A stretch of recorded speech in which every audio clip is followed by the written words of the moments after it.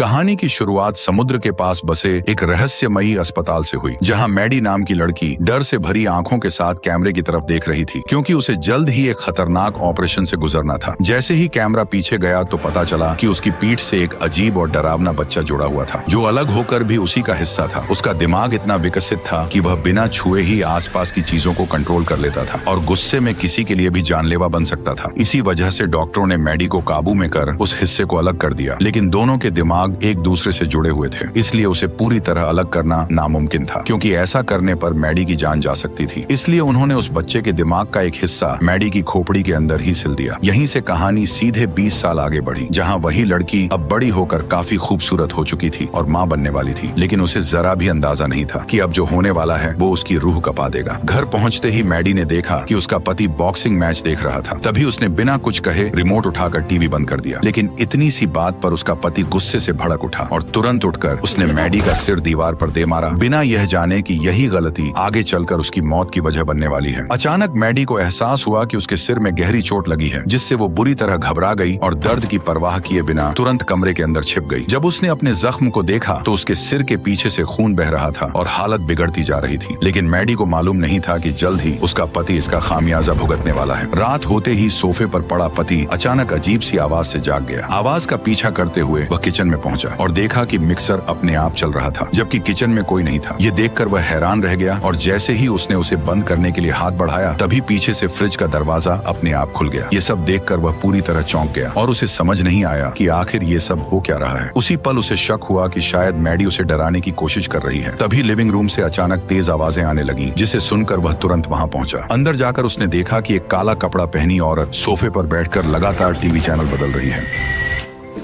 जैसे ही उसने switch on किया, तभी वह औरत अचानक गायब हो गई। उसे लगा कि शायद उसकी आंखों को धोखा हुआ है, लेकिन सोफे पर उठता हुआ कुशन साफ बता रहा था कि वहां अभी कोई बैठा हुआ था। वह अभी इसी सोच में था कि अचानक वह काला साया उसके पीछे प्रकट हो गया।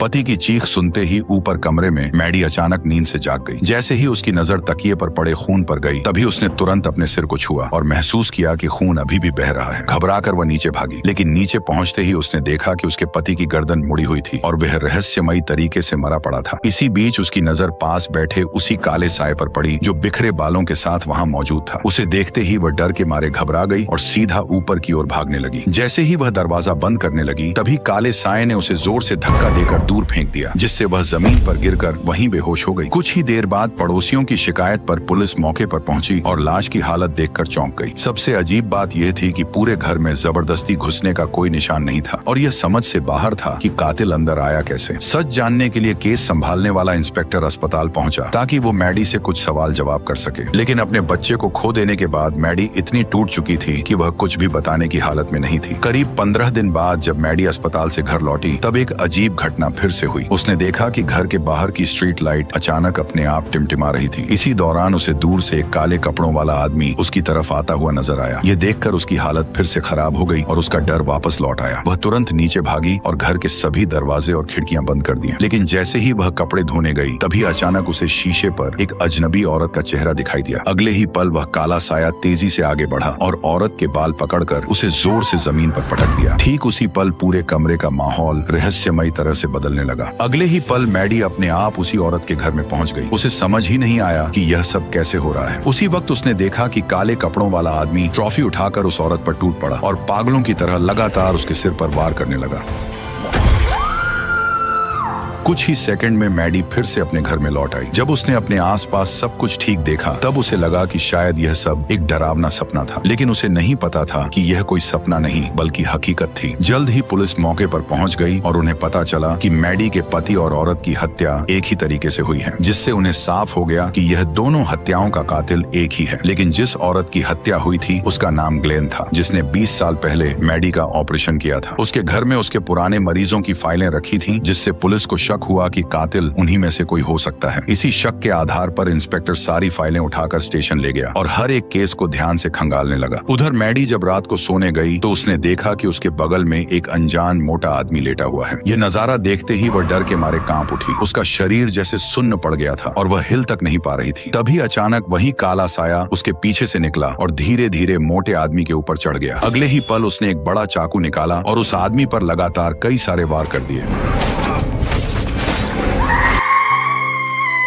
काले साए के गायब होते ही मैडी चीखते हुए उठ बैठी। लगातार हो रही घटनाओं से घबराकर वह अपनी बहन के साथ तुरंत पुलिस स्टेशन पहुंची और इंस्पेक्टर को सब कुछ बता दिया। लेकिन उसकी बातों पर किसी ने भरोसा नहीं किया। उल्टा सब उसे पागल समझकर हंसने लगे। ये देखकर उसकी बहन भड़क गई और बोली कि अगर कुछ भी साबित न हुआ तो हमें पागल खाने भेज देना। ये बात सुनकर इंस्पेक्टर थोड़ा सीरियस हो गया। थोड़ी ही देर में मैडी ने इंटरनेट से उस मोटे आदमी का पता ढूंढ लिया जो सामने वाली बिल्डिंग में रहता था। फिर इंस्पेक्टर ब्लैक सिस्टर के साथ उस जगह जांच के लिए पहुंच गया। जब वे चारों वहां पहुंचे तो देखा कि सच में वही आदमी अपने घर में मरा पड़ा था जैसा मैडी ने बताया था। ये देखकर इंस्पेक्टर को यकीन हो गया कि मैडी ने हत्यारे को देखा है। इसके बाद पुलिस ने मैडी के बयान पर हत्यारे का स्केच बनवाया जो बिल्कुल एक डरावने भूतिया इंसान जैसा दिख रहा था। ये देखकर ब्लैक सिस्टर को फिर लगा कि मैडी शायद कोई कहानी बना रही है। फिर भी मैडी ने कुछ नहीं कहा और चुपचाप वहां से चली गई। जांच के दौरान इंस्पेक्टर को डॉक्टर ग्लेन की फाइल में एक अजीब केस मिला। मरीज का नाम एमिली था जो सिर्फ 7 साल की बच्ची थी। वह अक्सर कहती थी कि उसे अजीब चीजें और शैतान दिखाई देते हैं। उसे ठीक करने के लिए डॉक्टर ग्लेन ने 2 डॉक्टर्स के साथ मिलकर एक खास ट्रीटमेंट प्लान किया था। हैरानी की बात यह थी कि वही एमिली आगे नाम बदलकर मैडी बन गई थी। ये जानकर इंस्पेक्टर को शक हुआ। उसने तुरंत तीनों डॉक्टरों की पुरानी फोटो देखी। फोटो देखते ही उसे तुरंत समझ आ गया कि 2 डॉक्टर अपनी जान गंवा चुके हैं और अब अगला नंबर उस आखिरी बचे डॉक्टर का है। उधर मैडी जब घर पर तैयार हो रही थी तभी उसे अचानक आईने में उस आखिरी डॉक्टर की झलक दिखाई दी और अगले ही पल वो रहस्यमय तरीके से डॉक्टर के घर में पहुंच गई। ज्यादा देर नहीं बीती कि इंस्पेक्टर भी वहां पहुंच गया। दरवाजा खोलते ही उसने देखा कि डॉक्टर बाथटब में मरा पड़ा हुआ था। मैडी ने इंस्पेक्टर को देखकर मदद करने की कोशिश की लेकिन वो ना तो उसे देख सकता था और ना ही उसे सुन सकता था। तभी अचानक काले कपड़ों वाला वही राक्षस छत से कूदकर इंस्पेक्टर पर झपट पड़ा और उसे जमीन पर गिराकर तुरंत वहां से भाग निकला। लेकिन इंस्पेक्टर लगातार उसका पीछा करते हुए एक सुनसान इमारत के अंदर पहुंच गया जहां अचानक उस राक्षस ने ऊपर से कूदकर इंस्पेक्टर पर जानलेवा हमला कर दिया। लेकिन इंस्पेक्टर भी पूरी तरह ट्रेनिंग ले हुआ था। वह अपनी बंदूक के दम पर उस राक्षस को काबू में करने लगा। हालात पलटते देख राक्षस ने लड़ाई छोड़ दी और तेजी से ऊपर चढ़कर वहां से निकल गया। लेकिन इंस्पेक्टर को पूरा यकीन हो गया था कि इन तीनों डॉक्टरों की मौत के पीछे मैडी का ही कोई कनेक्शन है। इसी शक के चलते वह तुरंत मैडी के घर पहुंचा और उससे सच्चाई जानने की कोशिश करने लगा। लेकिन मैडी को अपने 8 साल की उम्र से पहले की कोई भी बात याद नहीं थी। मजबूरी में इंस्पेक्टर ने सच्चाई जानने के लिए एक साइकोलॉजिस्ट को बुलाया ताकि हिप्नोसिस के जरिए मैडी की पुरानी यादें वापस लाई जा सकें। जैसे ही मैडी अपनी यादों में गई उसे सब कुछ साफ साफ याद आ गया। दरअसल ऑपरेशन से पहले उसके सिर के पीछे जो बच्चा जुड़ा था उसे वह गैब्रियल कहती थी। गैब्रियल उसके दिमाग को कंट्रोल करके उसे डरावनी चीजें दिखाता था जो हकीकत में होती ही नहीं थी। लेकिन ऑपरेशन के बाद जब उसे उसके सिर के अंदर दबा दिया गया तो उसका कंट्रोल खत्म हो गया और वह किसी दूसरे इंसान के शरीर में जाकर उन डॉक्टरों को मारने लगा जिन्होंने उसे बंद किया था। यह सब सुनकर इंस्पेक्टर को उसकी बात बड़ी अजीब लगी। उसे लगा कि मैडी कोई सच्चाई छुपा रही है। लेकिन इससे पहले कि वह कुछ और पूछ पाता तभी अचानक छत से एक औरत फर्श पर आ गिरी। यह नजारा देखकर मैडी पूरी तरह टूट गई और वहां मौजूद सभी लोग दंग रह गए। अब तक सभी यही मान रहे थे कि मैडी निर्दोष है लेकिन सच्चाई सामने आने लगी। असल में मैडी के घर की छत पर एक औरत को कैद करके रखा गया था और वहीं से उस हत्यारे कपड़े और चाकू भी बरामद हुए। ऐसे में शक सीधा मैडी पर ही गया और पुलिस ने उसे तुरंत हिरासत में ले लिया। लेकिन मैडी बार बार यही कहती रही कि उसने कुछ नहीं किया है बल्कि यह सब गैब्रियल ने किया है। तभी अचानक इंस्पेक्टर के फोन पर एक अनजान कॉल आया। बातचीत के दौरान उसे एहसास हुआ कि यह गैब्रियल है जिसने मैडी को फंसाने के लिए उस औरत को कैद किया था। लेकिन उस आवाज को सुनकर इंस्पेक्टर के मन में शक पैदा हो गया। उसे लगा कि यह सब मैडी की चाल है ताकि वह खुद को बेकसूर साबित कर सके। इसलिए इंस्पेक्टर ने अपनी समझदारी दिखाते हुए मैडी को तुरंत गिरफ्तार करके जेल में डाल दिया। लेकिन मैडी की बहन को अब भी भरोसा था कि मैडी निर्दोष है, इसलिए सच्चाई जानने के लिए वह सीधे उसी हॉस्पिटल की ओर निकल पड़ी जहां मैडी का ऑपरेशन हुआ था। लेकिन वहां पहुंचकर उसने देखा कि अस्पताल पूरी तरह उजड़ चुका था और वहां आसपास किसी भी इंसान का नामो निशान तक नहीं था। फिर भी वह अंदर गई और उसने काफी खोजबीन के बाद मैडी की ऑपरेशन फाइल ढूंढ निकाली जिसे वह तुरंत घर ले आई। जब उसने वीडियो टेप देखी तब असली सच सामने आया कि मैडी के सिर के पीछे जो बच्चा था वह जन्म से ही बेहद ताकतवर था। वह सिर्फ उसे डरावनी चीजें नहीं दिखाता था बल्कि वो मैडी के पूरे शरीर को अपने कंट्रोल में लेकर उसे अपनी मर्जी से चलाता था और यहाँ तक कि किसी को मारने से भी नहीं हिचकता था। इसी वजह से डॉक्टरों ने उसे मैडी की खोपड़ी के अंदर ही हमेशा के लिए कैद कर दिया। इससे उसका कंट्रोल लगभग खत्म हो गया। लेकिन जिस दिन मैडी के पति ने उसे दीवार पर मारा उस झटके से खोपड़ी के अंदर बंद गैब्रियल फिर से जाग उठा और बाहर निकल आया। फिर उसी ने मैडी को कंट्रोल करके कई हत्याएं कर डाली। ये सच्चाई सामने आते ही मैडी की बहन बुरी तरह घबरा गई। उधर जेल में कुछ गुंडे मैडी को कमजोर समझकर लगातार परेशान करने लगे। वह अकेली थी और उनके सामने बिल्कुल बेबस थी, इसलिए वे उसे बेरहमी से मारने लगे। लेकिन जैसे ही एक गुंडे ने उसके बाल खींचे अचानक जेल की लाइटें झपकने लगीं और माहौल डरावना हो गया। अगले ही पल गुंडे के हाथ खून से भर गए और मैडी का शरीर जोर जोर जोर से कांपने लगा। फिर अचानक उसके सिर के अंदर से एक भयानक चेहरा बाहर आने लगा और पलक झपकते ही गैब्रियल ने उसके शरीर को कंट्रोल कर लिया। जो गुंडे कुछ देर पहले उसे कमजोर समझ रहे थे अब खुद खतरे में आ गए। उसने एक एक कर बड़ी बेरहमी से गुंडों को मारना शुरू कर दिया। देखते ही देखते सारे गुंडे उसके सामने चित हो गए और पूरा जेल खून से भर गया। लेकिन जैसे ही वह आखिरी गुंडे को खत्म करने वाली थी तभी गार्ड ने शोर सुनकर फायरिंग शुरू कर दी। लेकिन गैब्रियल ने गुंडे के शरीर को ढाल बना लिया और उसकी आड़ लेते हुए तेजी से हमला कर गार्ड को भी बेरहमी से खत्म कर दिया। इसी बीच मैडी की बहन ने तुरंत इंस्पेक्टर को गैब्रियल के बारे में सारी बातें बता दी। तभी अचानक पुलिस स्टेशन के अंदर से अजीब चीखें सुनाई देने लगी। जैसे ही इंस्पेक्टर अंदर पहुंचा तो वहां का नजारा देखकर उसके होश उड़ गए। जेल के सारे कैदी और कई गार्ड्स जमीन पर मरे पड़े थे और मैडी गायब थी। किसी को अंदाजा भी नहीं था कि मैडी दरवाजा तोड़कर एविडेंस रूम में घुस चुकी थी, जहां से उसने अपने हथियार लिए और स्टेशन हॉल में खून खराबा शुरू कर दिया। गैब्रियल ने एक एक करके कई पुलिस वालों को मार गिराया। उसका मैडी के शरीर पर पूरा नियंत्रण था और वह उल्टे दौड़ते हुए बिना रुके हमला करता जा रहा था। उसकी फाइटिंग स्किल इतनी खतरनाक थी कि कोई भी पुलिस वाला उसके सामने कुछ सेकंड से ज्यादा टिक नहीं पा रहा था। इसी बीच इंस्पेक्टर वहां पहुंच गया और जोर से मैडी का नाम लेकर उसे होश में लाने की कोशिश करने लगा। लेकिन असलियत यह थी कि मैडी अभी भी जेल के अंदर बंद थी और उसे गैब्रियल के किए गए किसी भी काम की कोई भनक तक नहीं थी। जैसे ही उसने इंस्पेक्टर को हथियार के साथ देखा उसे लगा कि असली कातिल वही है। इस डर में उसने खुद पर नियंत्रण वापस लेने का इरादा भी छोड़ दिया। मौका देखते ही गैब्रियल ने इंस्पेक्टर पर हमला कर दिया, जिससे उसकी बंदूक हाथ से छूटकर गिर गई। ब्लैक सिस्टर ने भी उसे पकड़ने की कोशिश की लेकिन वह भी उसे रोक नहीं सकी। इसके बाद गैब्रियल जेल से फरार हो गया। इंस्पेक्टर को तुरंत एहसास हुआ कि अब गैब्रियल का अगला निशाना वही औरत है जो मैडी के घर की छत से गिरी थी और गैब्रियल अब उसे खत्म करने के लिए अस्पताल पहुंचने वाला है। उधर मैडी की बहन भी अस्पताल पहुंच चुकी थी ताकि उस औरत को तुरंत सुरक्षित जगह पर शिफ्ट कर सके। लेकिन बाहर तैनात पुलिस को कड़े ऑर्डर मिले थे कि किसी को भी अंदर नहीं जाने देना है, इसलिए उन्होंने मैडी की बहन को भी अंदर नहीं जाने दिया। तभी अचानक कॉरिडोर की लाइटें टिमटिमाने लगी और पुलिस वाला अचानक अपने सीने को पकड़कर नीचे झुक गया। मैडी की बहन को कुछ समझ नहीं आया और उसने तुरंत आगे बढ़कर गार्ड को संभालने की कोशिश की, लेकिन उसी पल उसके सीने में अचानक तेज धमाका हुआ और वह वहीं मारा गया। ये देखकर वह डर से कांप उठी और तुरंत कमरे की ओर भागकर दरवाजा बंद करने लगी। लेकिन तभी गैब्रियल वहां आ गया। उसने एक जोरदार लात मारकर दरवाजा तोड़ दिया। जैसे ही गैब्रियल अंदर दाखिल हुआ उसने अपनी ताकत से कमरे की सभी इलेक्ट्रॉनिक डिवाइसेस को चकनाचूर कर दिया, जिससे मैडी की बहन डर के मारे कांप उठी। गुस्से में गैब्रियल ने अपना चाकू निकाल लिया और उसे मारने के लिए आगे बढ़ने लगा, जबकि मैडी उसे रोकने के लिए जोर जोर से चिल्लाने लगी। उसी वक्त इंस्पेक्टर वहां आ पहुंचा। उसने बिना एक पल गवाए 2 गोलियां चलाकर गैब्रियल को घायल कर दिया। जैसे ही वो गैब्रियल को जान से मारने वाला था तभी मैडी की बहन ने बीच में आकर उसे रोक दिया, लेकिन यह फैसला उसके लिए भारी पड़ गया। अगले ही पल गैब्रियल ने चाकू से सीधा इंस्पेक्टर की छाती पर वार कर दिया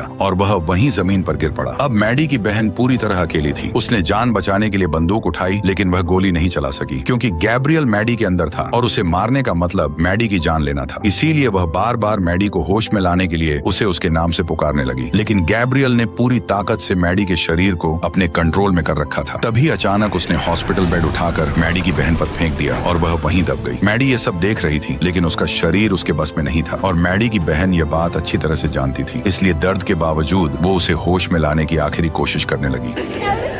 तुम्हारे बच्चों को मारा, किसी की वजह से तुम्हारे मिसकैरेजेस हो रहे थे। उसकी आवाज सुनते ही मैडी को अचानक सब कुछ साफ दिखाई देने लगा और उसके अंदर का गुस्सा फूट पड़ा। वह पूरी ताकत से अपने शरीर पर फिर से नियंत्रण पाने की कोशिश कर रही थी, लेकिन तभी गैब्रियल ने उसकी बहन को गोली मार दी। इसके बाद गैब्रियल ने मुड़कर बिस्तर पर पड़ी उस औरत को भी खत्म कर दिया। ठीक उसी पल गैब्रियल के भीतर मैडी की आवाज गूंजने लगी। उसे अपने आसपास की दुनिया बदलती हुई महसूस हुई और उसे समझ आ गया कि मैडी अब जाग चुकी है और उसने अपना नियंत्रण वापस ले लिया है। तभी अचानक वह होश में आया और पाया कि मैडी की बहन अभी भी जिंदा है। ये देखकर गैब्रियल पूरी तरह कंफ्यूज हो गया। उसे कुछ समझ नहीं आया। तभी मैडी ने उसे सच्चाई का एहसास कराया। जिस ताकत से वह अब तक उसे अपने इशारों पर नचाता आया था, अब वही ताकत उसके खिलाफ इस्तेमाल होने वाली थी। मैडी ने उसी पल मौका पाते ही गैब्रियल को पूरी तरह काबू में कर लिया और उसे हमेशा के लिए अपने अंदर कैद कर दिया। जैसे ही ऐसा हुआ उसके सिर का पिछला हिस्सा अपने आप सील होने लगा और गैब्रियल का चेहरा हमेशा के लिए गायब हो गया। धीरे धीरे सब कुछ सामान्य होने लगा और हालात फिर से पहले जैसे हो गए और इसी के साथ ये शानदार कहानी खत्म हो गई।